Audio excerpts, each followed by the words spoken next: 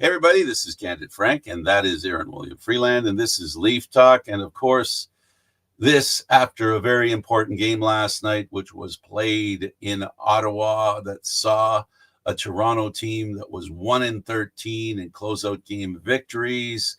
Well, we'll go to the very end and say they are now 2-13.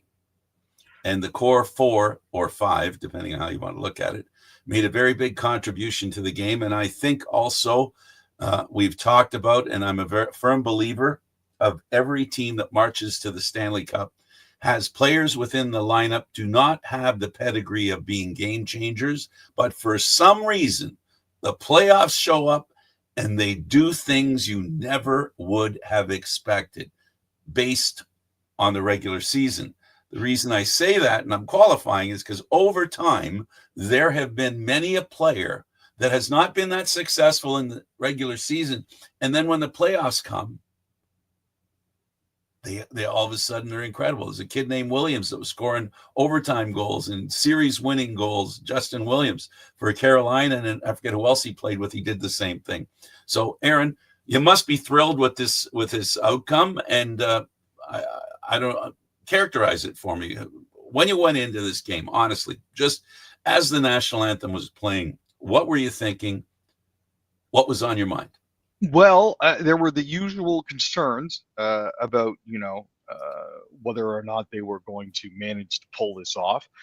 We've seen this story before, where the Leafs have gotten themselves out to a nice, comfortable lead and somehow managed to completely choke.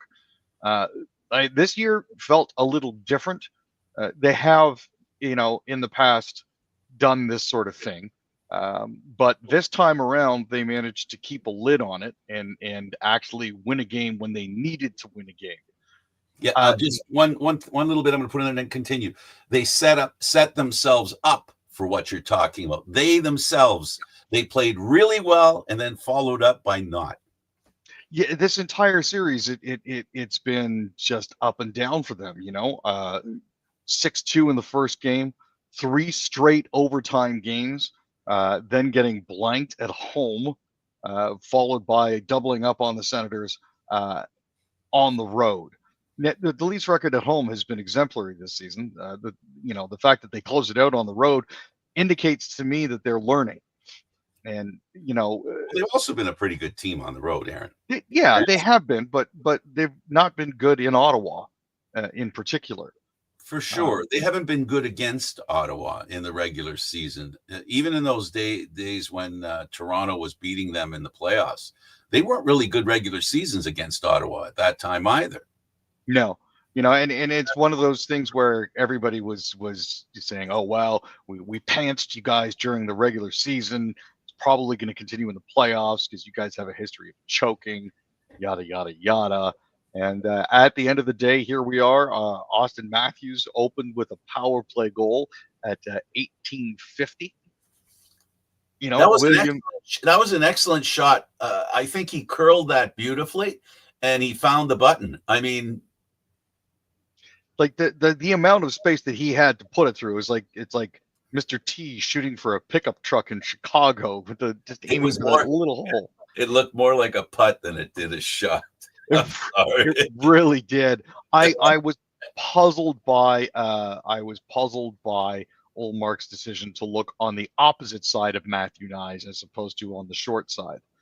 And I think part of the brilliance of that shot, whether intended or not, because it didn't go in the air, it was harder to see, I think, because I can see goaltenders and the way goaltending is lately. The 10 to 12 inch shot is basically your garden fare, right? It's usually what's happening. I don't remember, Aaron, the last time somebody scored a goal from that area along the ice. Like, I understand about going 5-hole and deking and stuff like that. That's one thing, but to the side beside the post, I don't know when the last time I saw a goal that was on the ice against the post. Yeah, that is something that has not shown up in a very, very long time. Old school goal, baby. Old school goal. Most definitely. and Nylander managed to score at 43 seconds into the second period. That's his second goal, his 8th point in 6 games.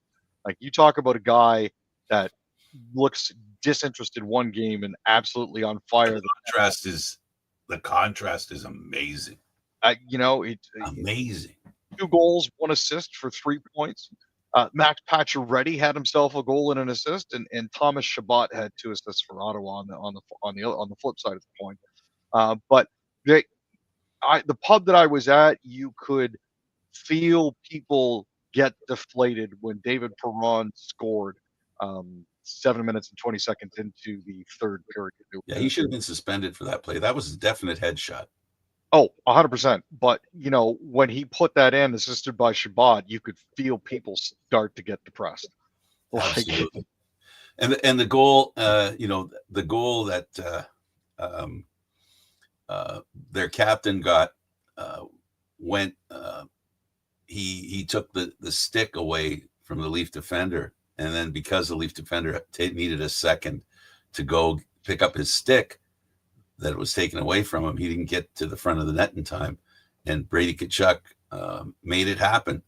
And I got to tell you, Aaron, you and I have talked and have said, and I hope it isn't lost here on the people that watch.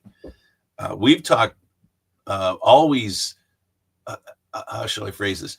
Always with the belief that this is a team on the verge. For the last 3 years, we've talked about this team being on the verge. And we've talked about the Ottawa Senators as a team that's been disappointing in not being as successful as we thought they should have been, right?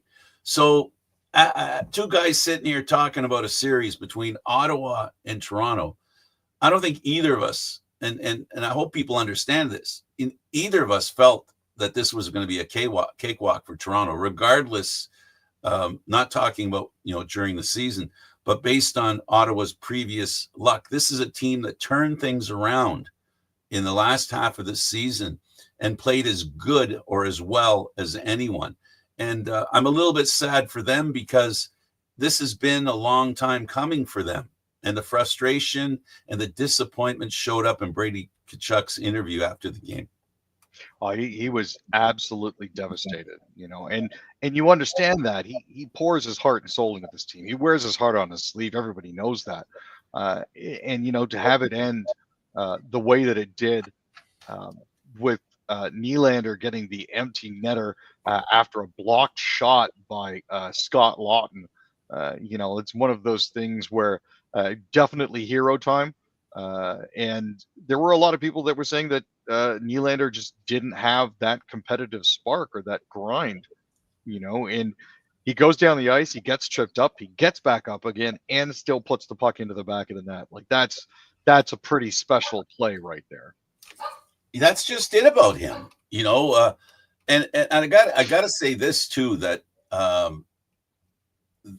he does reside a little bit in that territory.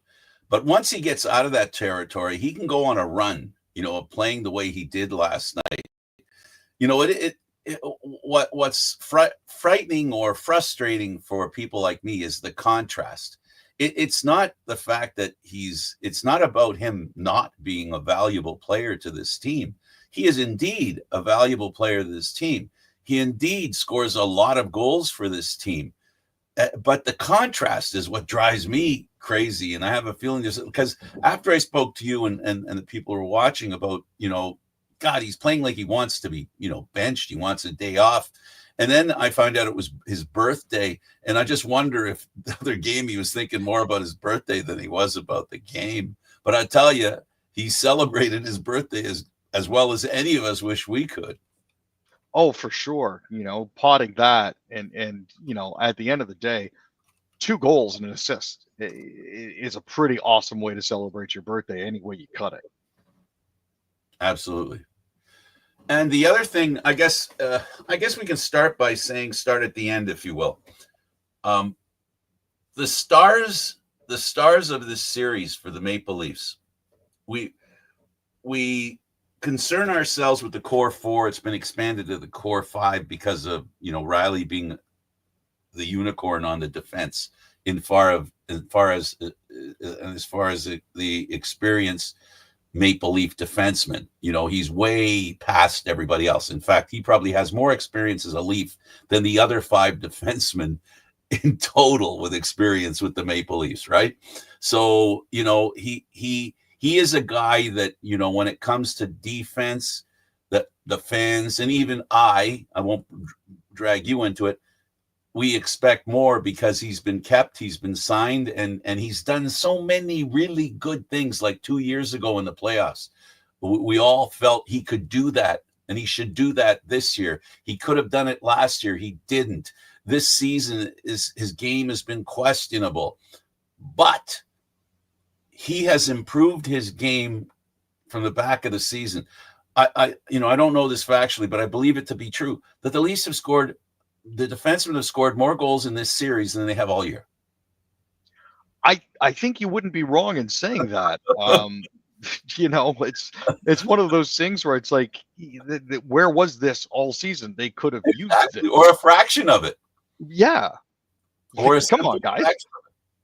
But this is what I believe about the playoffs. There's an inner stardom that's inside a player whose brain is wound a certain way, right? There's something in their DNA that during the regular season, it doesn't trigger that extreme big play moment like it does in the playoffs. I don't know what it is in players' DNA, because I've seen historically, I'm repeating myself from earlier, there have been tons of players who've done massively good things in the playoffs. So what we saw is, I think Trey Living and the coach have relied on players that I think they believe historically those players have done well in the playoffs.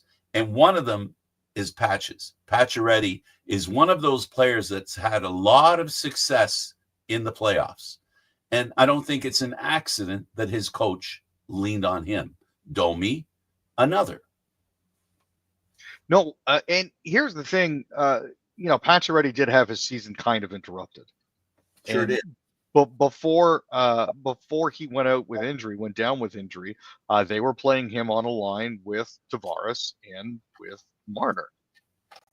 And that's one of those things where, that line in particular was clicking really well for them. Before he got injured. Absolutely. Exactly, before he got injured. Now, when they brought him back, they didn't put him with that particular line.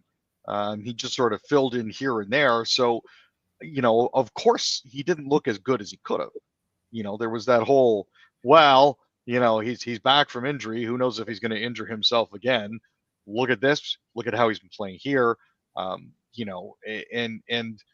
I think at the right point in time, Berube decided to put him back with the line that had given him success early in the season.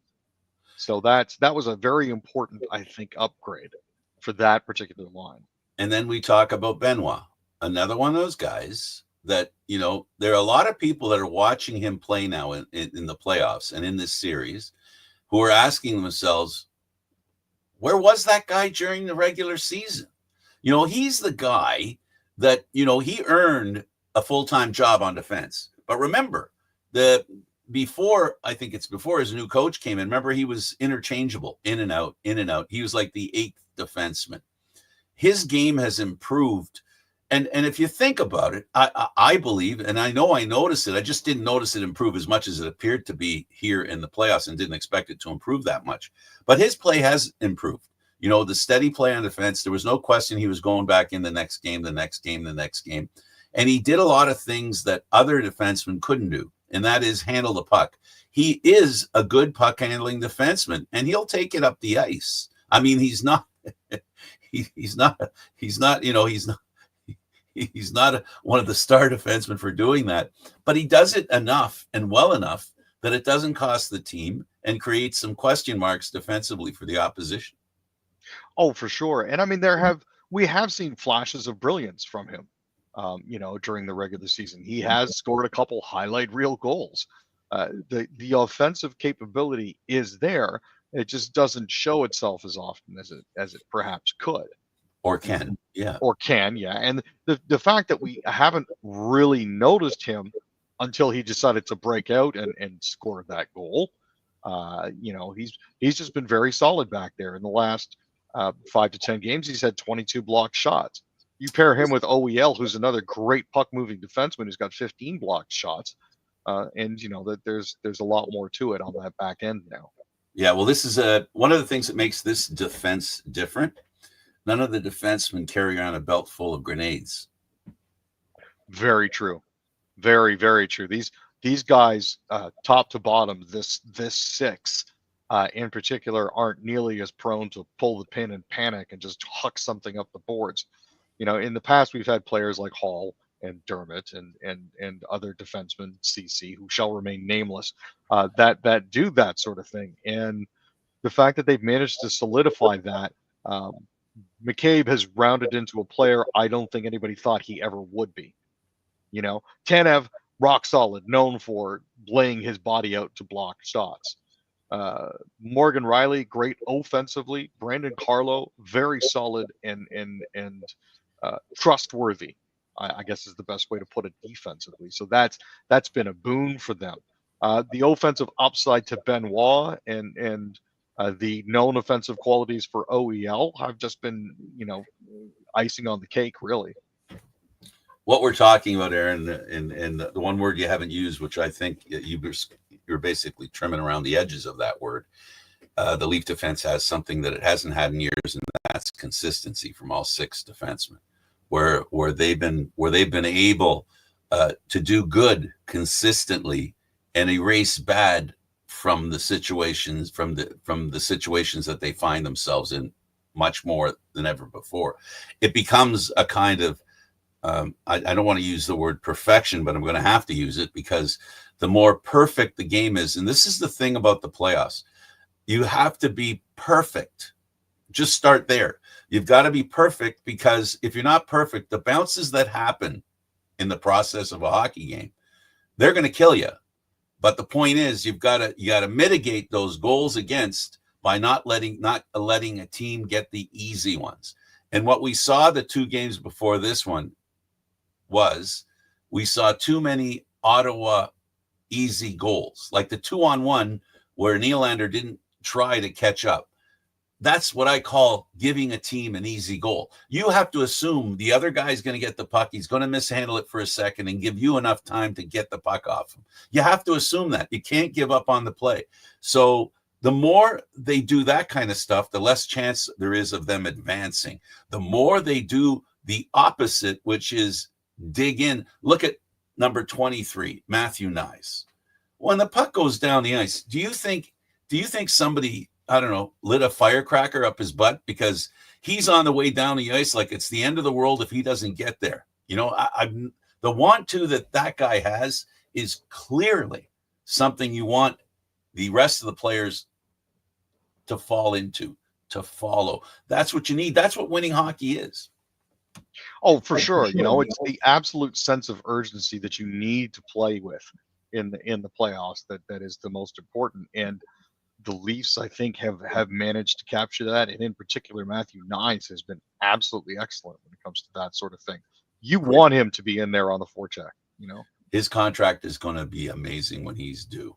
After his first contract is gone, he's going to be expensive. He's going to be a hot commodity within the league, not just with the Leafs. He is the definitive power forward that has soft hands.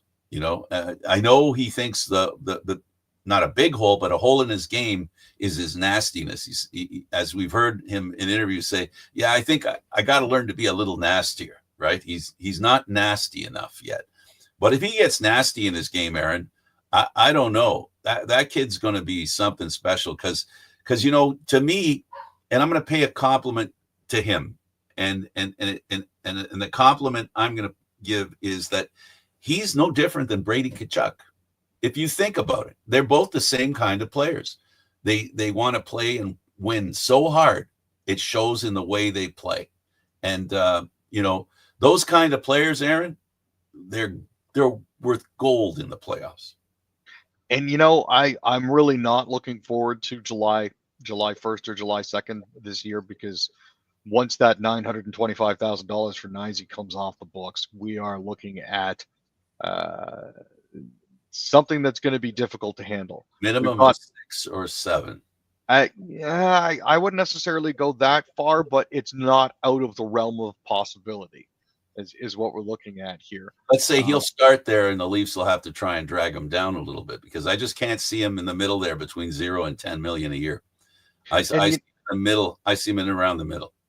And Tavares is going to have to take a haircut. They still have to get Marner done at the end of this season. So there's the other things that you have to look at. I mean, our defense. Does Tavares take a haircut, take a pay cut because he wants to be a Leaf? That ultimately is the big question, right? Because if he's willing to take a contract of somewhere around $3 million, if he's willing to do that, they'll be able to keep a guy like Nyes. And then, of course, it'll be questionable whether they'll be able to keep, Marner, a guy that they need.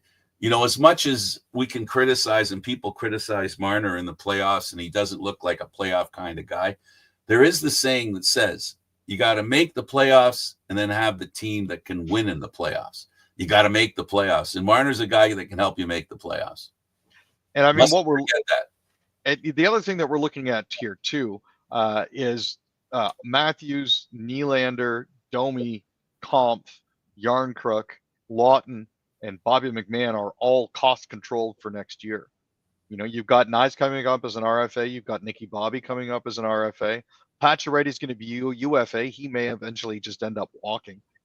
I know he signed for League Min at 36. That's cool. Holmberg's coming due, and Steven Lorentz are coming due. Those were both signed for League Min as well. So there's a few players that we need to try to bring back. Yanni Hakanpää is currently on long term, but he comes off the books. But everybody else, Riley Tanev, Ekman Larson, Brandon Carlo, Jake McCabe, Simone Benoit, and Philippe Myers are all signed for the next couple of seasons. So we don't really have to worry about them. Yeah, the one consistency the Leafs made in their trade deadline moves is they brought in guys with at least a year, and they've done that for the past few years. Very important, because they need guys under contract, and they need to have cost certainty because of the cap. Now, depending on how much the cap goes up, the question is the 3 players that you've mentioned, the 3 players to me that are 3 players the Leafs need to consider and make a serious decision about, starting with Marner, then Nyes, and then, of course, the former captain, Tavares. I think those 3 players are good players for this team if they can be budgeted in. Unfortunately, we've seen historically, for those that are Leaf fans, and for fans in general, the National Hockey League, teams have had to give up players they would have loved to have kept. So it's a dance, right? It's going to be a dance. And one thing I can say is, and I don't think anybody can question this now, after 2 years with Trey Living, clearly he knows what he's doing. And he has a coach that understands what he's doing. And I believe this coach has some input into the players he uses. And even I think the trade deadline had some I think it had some of the coach's little fingerprints wrapped around whatever it was. And that's the way an organization should be, right? It should be a collective. You don't have to be the smartest one in the room. If you're collectively a smart group, that's how you win. And the Leafs have put together a really good team this year. I know. If they win a cup, that means they're a really good team. Well, they've gotten past the first round, something they have not been able to do much. So enjoy that for now, Leaf fans, and let's just see what happens. Because if they can survive Florida, Aaron, if they can survive Florida, I think Florida's the best team in the league, which they've earned by winning the cup. And I think they're the best team in the league. I give them heads up better than Washington, better than Carolina. And then if they can get out of this conference, then it's going to be an interesting Stanley Cup final for any of the teams that are in the East Division. Oh, for sure. And now that the second round is almost set, we're still looking at Winnipeg, St. Louis, and Dallas, Colorado on the other side. We know that Vegas is playing off against Edmonton. We know that Washington will be playing Carolina, and Toronto is going to be playing Florida. This sets the stage very nicely for what's to come. That Edmonton eliminated Los Angeles again, I don't think was a surprise. While Edmonton may have been third in their division, the fact of the matter is they kind of limped there because of injuries at the tail end of the season. Now that a lot of their players are back, that's good. The issue that Winnipeg is currently facing is Scheifele's down again. Oh, That and Ehlers is day to day, and they're Yeah. two very important players to that team. Hugely important. It's hard to overstate how important those guys are to their teams. But Winnipeg has done it before, and I'm reasonably certain that they can do it again. But yeah, Nikolai Ehlers is listed as day to day. Mark Scheifele is listed as day to day as well. So the But not impression with that the I team. got, But not with the team. Yeah. On the but trip. yeah, and the impression that I got about that whole day to day thing is they're trying to couch it a little bit more just to make it seem, Well, there was some question about the hit and stuff like that. But listen, let me go back to Edmonton. Since you started with Edmonton, let's drill down a little bit on Edmonton.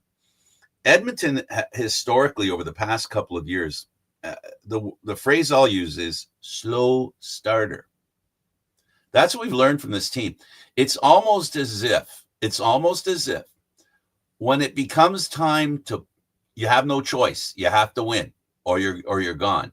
When it comes under those circumstances, whether it's in the season 2 years ago when they were horrible, they were the worst team in the league, and then Christmas things started to turn around, and they remind me of a train, chug, chug, chug, chug, chug, chug, chug, chug, chug, chug, chug, chug, chug. They build up. How they do it, is it because of the injured players coming back? Is it a mentality they have that they need to get going? They really do build up a momentum, and they're capable of building up a momentum against a team that looks like they're going to dominate them, like LA did both years, right? Both years, Yep. And the season before, and then they get going, and the train starts chugging. Nothing's going to stop it, and the important reason why is not because of the two best players in the world on the team, but the guys they've got surrounding them. If you want to be a champion, the great players have to play well overall, but they need to have others chip in. And Edmonton has some great players chipping in. I tell you, watching their games, I can't believe the speed they play at. It's going to be interesting. Their next series. Who doesn't, now I'm drawing a brain cramp. Only one series hasn't been set up yet. Two series. Two series haven't been decided. Yeah. That's why I'm getting confused. Yeah. All right. So they're gonna, but what I mean is that we don't know who Edmonton's gonna play right now, right? Yeah. And it's the one between Colorado. Is it the one between? I don't have the stuff in front of me. It's Colorado Dallas. That series is tied 3-3, and Winnipeg is currently up 3-2 on St. Louis. So those are the two that haven't been decided. Right, but Colorado's the one. Colorado, Dallas are the ones that are going to play Edmonton, right? No, Edmonton is playing Vegas. Okay, all right. Thank you, because I'm feeling I'm feeling my old age kick in. Let me get this thing up. It won't come up, like I said. Let me see. But yeah, Winnipeg and St. Louis goes tonight at 8:00, and Colorado Dallas also goes tomorrow at 8:00. So primetime viewing. This is going to be something to see. I had hoped that the new series would start on the Saturday, but based on the fact that I think the NHL wants all their other series to be wrapped up first before they go. At Game 7, if necessary, between Winnipeg and St. Louis will probably go on Sunday, and then the Eastern Conference series will start on the Monday. Well, that's the rumor right now that's when it's going to start, right? All right. I'm doing it the other way. For some reason, it wouldn't come up on my computer. I have it saved on my computer, so I have it here now. All right. So the Oilers in Vegas are going to happen. That's who they're playing. All right. So in talking about the Oilers, the Vegas team that they're going to be playing is a team that's been very successful. and they're a team that takes advantage of mistakes. They love mistakes. They do so much with mistakes. So that's the one thing the Oilers are going to have to do. They're going to have to play really tight with this team. The Kings made mistakes, and the Oilers capitalized on them. This one here is going to be a very interesting game to see how dedicated to defense and how consistent they are. We talked about the Leafs' defense. Edmonton has had some problems with their defense. They're a bit leaky sometimes. And against the Vegas Knights, they can't do that. No, and I mean, Darnell Nurse and Evan Bouchard have been pretty solid for them. Brett Kulak and Ty Emberson have had flashes of brilliance, but they've also at times been huge liabilities. Klingberg, I don't think, has worked out as well as Edmonton will have hoped, but he's one of the horses that got them there in the first place, so they're going to be keeping him in with Jake. That's as at 9 o'clock this morning. I think what a lot of people aren't really taking into account is how big Evander Kane coming back has been. He missed almost an entire season. He's been outstanding. And, Trent Frederick got well just in time to come back as well. That was another big. Yeah. As it currently stands, they're looking at Alec Regula, Matthias Ekholm, and Troy Stetcher as the three players that are currently injured. Going with Picks and Skinner in goal. Pickard has turned out to be a very nice surprise. For those of you who saw him play with the Marlies, not necessarily as big of a surprise, but we all knew the talent was there. So glad to see Picks doing his thing, helping Edmonton over the hump. This is one of those things where Draisaitl, McDavid, and Perry, those guys are your bread and butter. Those guys are consistent. Nugent Hopkins, Zach Hyman, and Evander Kane on the second line are going to give Vegas fits, mainly because Kane is going to be laying the body. Zach Hyman will do the digging in the corners, and Nuge, Nuge will be there to help finish.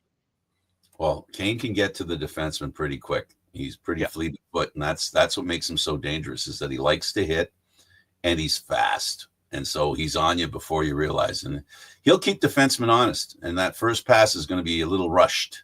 And that's what they hope with Kane there on the wing.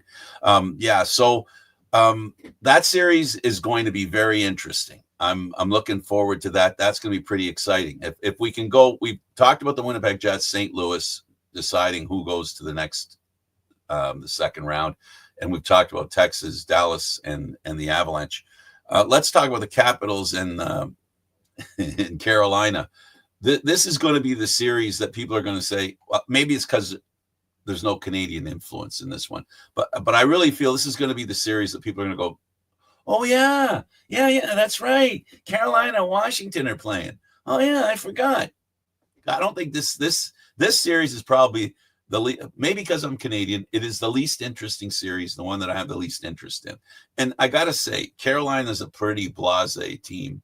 I mean, they're really good, but there's nothing exciting about them other than if they win and they circle center ice and start tapping and doing their jig and dance.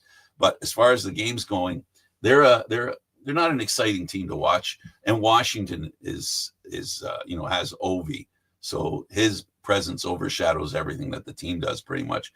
And then we've got Wilson, so that's going to be an interesting series, but not as interesting as the other ones that are coming up, because no matter which two show up from the Western Division that's undecided, it's going to be interesting, because it could be a beat 'em up drag out series or a fast skating series, because the two teams, that's how it depends on which ones win. So it'll be interesting.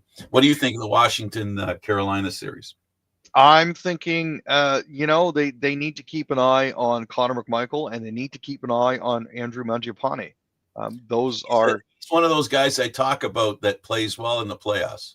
Yeah, 100%. But he was a reclamation project for them over the course of the year. He finished the season with 14 goals and 14 assists.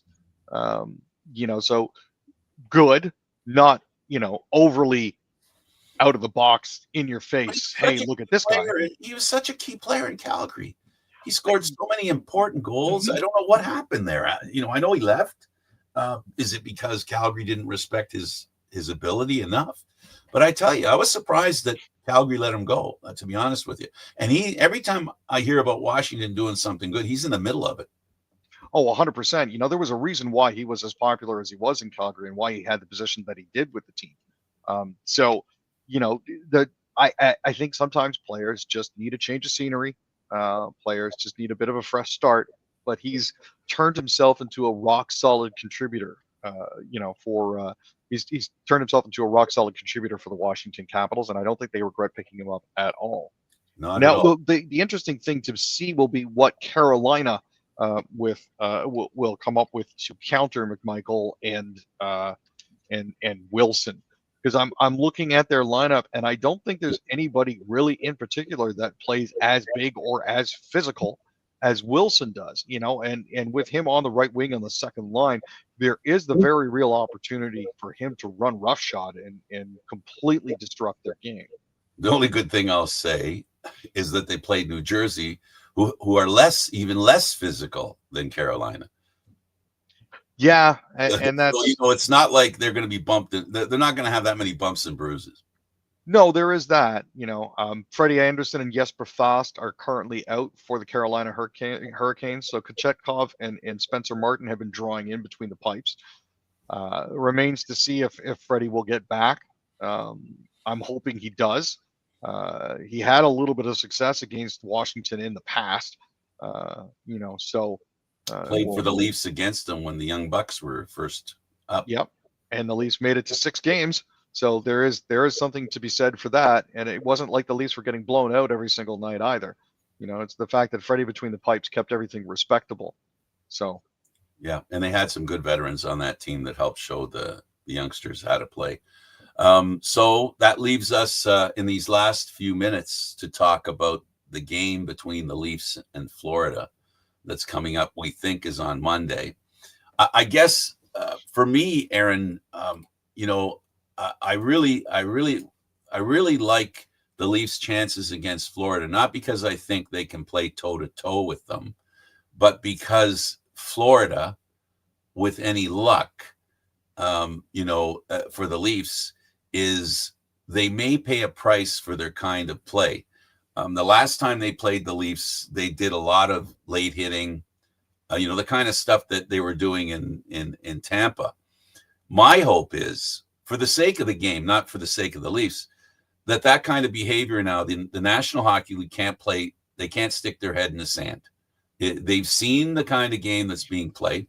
They have to put their foot down, not because they should or we want them to, but because they can't help it, because now they can't say, well, we didn't know it was going to be like that, right? So people are going to say, well, you knew going in the way Florida plays.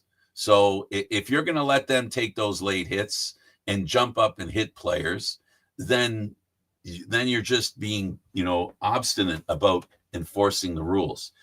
I think that's the best thing the Leafs have going for them. If their playoff power play plays the better way they played rather than the other, they're going to be in this series really good. They're going to be in this series really well, because the Leafs can and will play hard. But one thing they don't do is they don't engage. And that retaliatory stuff that can cost you, I think they've done a good job under their new head coach than they have in the past. And the other thing here is, as well, there's some familiar faces on the Maple Leafs. In particular, we're talking about OEL, Steve Lorentz, and Anthony Stolarz, who all came to Toronto from Florida after winning the Cup with them. This is one of those things where Paul Maurice and the coaching staff know about Stolarz's weaknesses and where to look, because they would have been coaching him for the past couple of years. This definitely puts an interesting complexion on the series. And he knows the players' tendencies as well, to be fair. Yes. Yeah, that's the flip side of the coin, right? They know where to shoot on him, but he also knows where they like to shoot. Yeah. So it's a question now then of mitigation. Yeah. A standoff, right? So when they go in on him and what they try to do. Well, if you go by what happened in the previous series, going high on him seems to be something that does work. But I beg to say that going high on any goalie works, because the butterfly is the butterfly, and it is the way goaltenders play goal today. Stand-up goaltenders, only part-time. Yeah, and Bobrovsky's a big dude. I looking at the heat maps for him, most of the stuff seems to come from mid-range. So if you're looking to beat him, best opportunity is probably between the face-off dots. Again, Yes. right in the middle of the slot. This is not a surprise. The Leafs have got a couple of players that know how to shoot from that area. Yeah, they definitely do. That's the key here, because we saw the difference in the way the Leafs played when they were beating Ottawa, and we saw what was happening when they were losing against Ottawa. The biggest thing and the biggest problem they had outside of the power plays fluctuation was the fact that they had difficulty, or they were lucky or able to get inside. Getting in the middle of the ice, that's where you got to be, and that's where you got to figure out a way to have the time to shoot, because time and space in the playoffs is minimal, to say the best. Yeah, and as you mentioned earlier, the one of the things that you have to look for is going up top. Bobrovsky in particular seems slightly weaker glove side than he does stick. But of all the goals that were scored on him in the playoffs in 2023, 2024, 16 were scored high, and the remaining 10 were scored just below the blocker and just above the ankle. So the triangles that you're going to be shooting for here. Absolutely, it's going to be interesting. What I'm thinking as well is now to take a look at the lineup. There's a couple of players they have this year that they didn't have 2 years ago. Did they have players like them? Yeah, probably. But I like two key players for the Leafs are going to be Scott Laughton and Pacioretty in this series. One for physical withstanding, and also for defensive commitment. And then again, contact. These are two guys that like making contact. And we haven't seen it from Pacioretty. I think he was holding back against Ottawa. He's gonna have to be careful, because the one thing that the coaching staff didn't like when he was that attack machine hitting everything in sight. The problem was he was taking some penalties.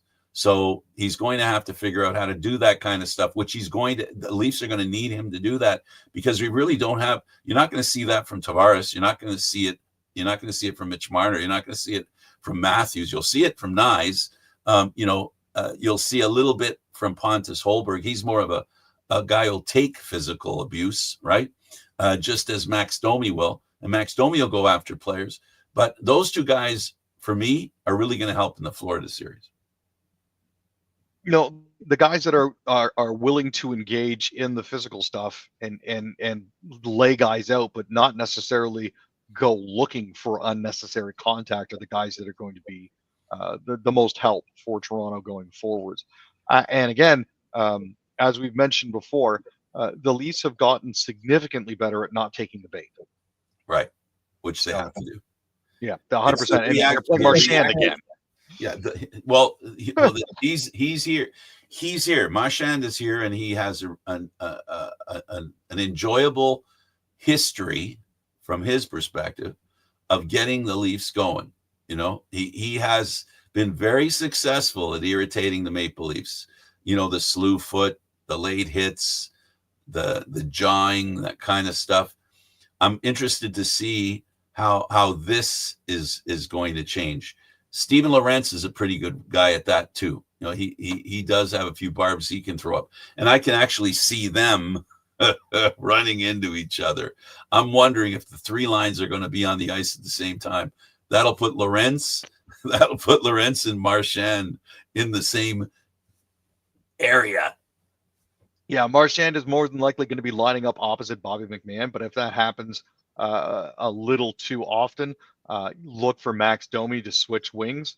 Those two, I have a feeling that something might happen. But there isn't going to be any fighting. No. I'm not saying that they're going to drop the gloves or anything. Well, you're not going to get that from Marchand. Marchand doesn't. Marchand, he does the preliminaries. he doesn't get into the main event. He avoids the main event. No, he'll definitely be around the periphery, but he's not going to be the guy that's in the thick of it because he doesn't have a 6'9" defenseman to watch his back anymore. Well, That's no kidding.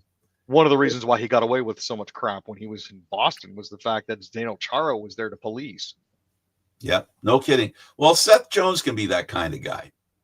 No, it's definitely Seth Jones possible. has a bit of that streak in him. He's a bit of a tough guy. I'm looking here at their defense, and Mika Mikkola, he's a bit of a, you got to watch your back with that guy. So that's going to be a guy who's going to irritate some Leaf forwards, and you know that Marner and Matthews will know where he is. So that'll be an interesting little battle there down low when the Leafs are, when they're in the zone. So Aaron, what do you think of their power play against Florida? We've if you look at all year, it's confusing. But what about the Leaf power play that you see can work against Florida? Do you have any ideas? Honestly, Toronto's better opportunities are probably going to come off PP2 as opposed to PP1, just because PP1 sees most of the ice time. So you've got the most game film on them. They're going to isolate Tavares and Nylander as best they can. I don't know going with the 5 forwards, that's not going to be a surprise at all. But with Riley and OEL on defense on PP2, I have a feeling that line might actually be more effective on the power play against Florida. Now, coming back the opposite way, Kachuk, Barkov, Reinhart, Verhaeghe, and Seth Jones on PP1 with Bennett, Rodriguez, Brad Marchand, Gustav Forsling, and Nate Schmidt on PP2. PP1 for the Florida Panthers is going to give us fits if we're not careful. If we don't ISO and if we don't move the puck out as quickly as we possibly can, that is going to cause issues for Toronto. You've got Pontus Holmberg and Mitch Marner on the up front on the first penalty kill with McCabe and Tanev on the back end. Again, like you mentioned before, these guys aren't the type to throw grenades anymore. But if they get their cycle game going, that's going to cause issues. So, okay. Final word on the teams that got eliminated. The Habs, they're a team now going in next year. The fans are going to expect them not only to make the playoffs, but to make some noise in the playoffs in a very troubling Atlantic division, which will be very tough. And the same is true for Ottawa. There's two similarities there, two teams that have made the cut as far as the playoffs is concerned, and both teams now have risen and have risen and have increased the expectations of their fan base, right, Aaron? Oh, yeah. I mean, this is one of those things where they could become victims of their own success. I mean, the issue that we're really running into here is whether or not Laine will stick around in Montreal. With Demidov's arrival, I'm not saying, and don't misinterpret this, Montreal fans, Demidov is not in any way going to run Patrick Laine out of Montreal. Patrick Laine will do that himself. Like Willie Nylander, Laine either seems 110% engaged or mentally checked out, and I'm not sure how they can get him to go on full time. Close to it. Yeah, exactly. And they don't really need to do anything at this point. Joel Armia, Christian Dvorak, and David Savard's contracts are all coming off the books. Boy, that team was young already, one of the youngest, and the offseason might turn them into an even younger team. Yep, and Michael Pezzetta probably won't be coming back, and restricted free agents Jaden Struble, Emil Heineman, and Jacob Dobish probably won't command huge contracts, even though they did play well. Dobish, I think, was a very pleasant surprise during the playoffs. And the regular season. Yeah, no, he was started. And with Demidov here, it's one of those things where they do have options. So having Laine stick around. Montreal set in goal because Montembeault, he got consideration for Team Canada. He definitely did. And that was after his spectacular performance in the seasoning opening game against the Toronto Maple Leafs, where he proceeded to play really badly for a long stretch, and people said, "Well, what happened there?" And then he got back on track soon after. Exactly. So I mean, Montreal's not in a bad place. They just have some decisions that need to be made up front. Hopefully, they'll be able to make the right ones. Uh, they have a good farm system to draw on. Laval are currently in the playoffs, thanks to their placing in their division. They've actually just started their playoffs because they got a bye out of the first round. So there's a pool of players that they can draw on there. And now that Montreal's out, there's a couple of young players that they can that are eligible to go down there. Yep, you could send. Would have been busy with Montreal. This is a fantastic time for them to learn playoff experience and learn more about the North American game if they've just come over, or get a little more seasoning. Absolutely. Well, I guess we can talk about the Wild a little bit. There's a goaltender that retired, 3 Stanley Cups, played his last game last night. Yeah. This is their 8th opening round loss. It's tough, man. They had a really good series with Vegas. And now Fleury's retiring. So, after their 3-2 loss, you can't help but feel a little for the guy. You're kind of hoping he'd have one more magical run in him, that sort of thing. But reduced to basically a backup goaltender for the tail end of the season there.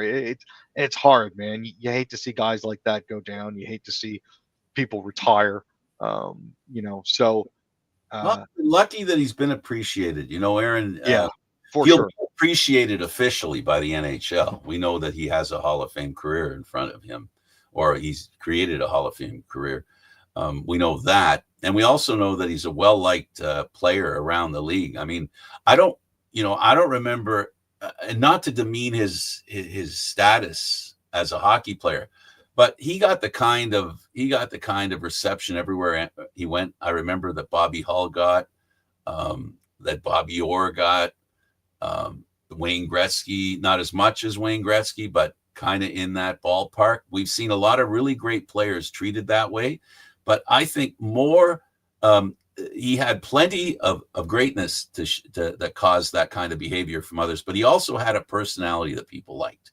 And I think that added to it, right? The kind of person he was. Oh, for sure. And the fact that he was well liked and well respected, but also at the same time a great jokester, is I think another thing that it not only endeared him to fans, but to players around the league. Yeah. His favorite tool is shaving cream, if I remember correctly. Yeah. And he has a lot of fun. So in conclusion, we've got a minute or two left. The Maple Leafs, looks like Monday, play the Florida Panthers. The Leafs have home ice. We talked about the imperative nature of home ice. Well, the Leafs have it, and we'll see how they use it. And I think this series will be a buildup on the previous series. The Ottawa-Toronto series was major excitement, but I really think by the reaction of the fans outside and the amount that were outside, I really think they were waiting for this next series. I think outside we're going to see a lot of Leaf fans out there for this series and a lot of support for them, especially if they win the first game. Leaf fans are very frightened of bad news. So it's always hedge your bet. Yeah, and I think after what happened in the playoffs a couple of years back, they do kind of want revenge. Can't blame them. And Radko Gudas isn't around, so that's one defensive tool that Florida is currently missing. But it's not going to get any easier. That's the simple fact of the matter is we've gone from half of the league, or 16 of the best teams in the league, now down to the best 8 teams in the league, and it never gets any easier. 4 of the first wins the Leafs need, and every other team needs to get to the Stanley Cup. You need 16. So now they're looking for 5 through 8. If they can get 5 through 8, they get to move forward and get very close to that goal, at least the goal of making it to the big series. Aaron, thanks for doing this, buddy. Not a problem, Frank.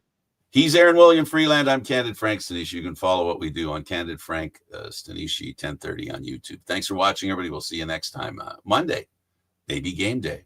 Hopefully. We hope.